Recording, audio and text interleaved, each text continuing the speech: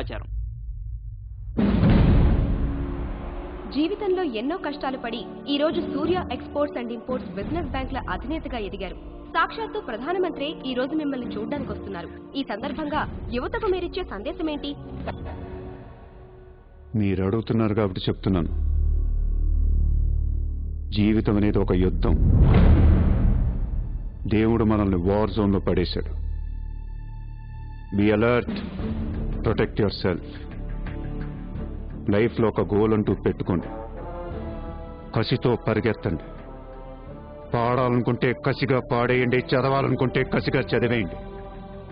లైఫ్లో ఏ గోలు లేనోళ్ళు మాత్రం వీలైనంత త్వరగా చచ్చిపోండి. మీ వల్ల మాకు ఏ ఉపయోగం లేదు.